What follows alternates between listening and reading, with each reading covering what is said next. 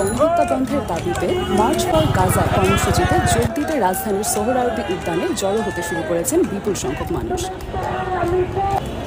আজ শনিবার বিকেল ৩টা থেকে মূল কর্মসূচি শুরু হওয়ার কথা থাকলেও সকাল থেকেই সোহরাওয়ার্দী উদ্যানের সব গেট দিয়ে মানুষ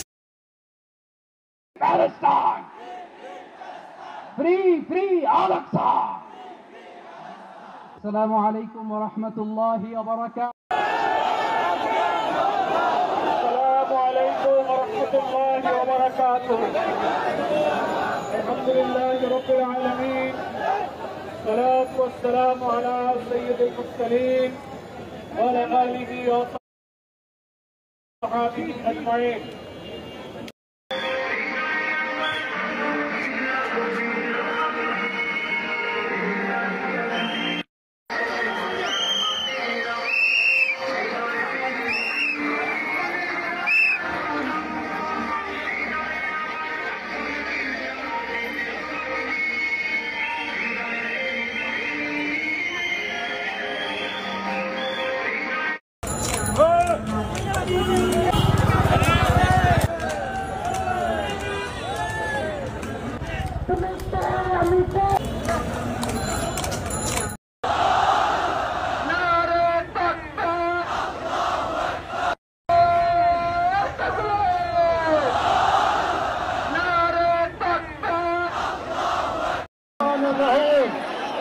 আল্লাহর নামে শুরু করছে, যিনি পরাক্রমশালী, যিনি ন্যায় বিচার প্রতিষ্ঠাকারী, যিনি মজলুমের পাশে থাকেন আর জালিমের পরিণতি নির্ধারণ করেন।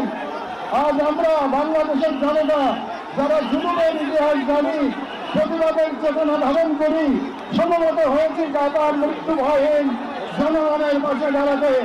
আজকের এই সমাবেশ কেবল প্রতিবাদ নয়, এটি ইতিহাসের সামনে দেওয়া আমাদের দেওয়া একটি অঙ্গীকার, একটি শপথ। এই পদযাত্রা ঘরে থেকে আজ আমরা 25 করে আমাদের দাবি সহ উপস্থাপন করব।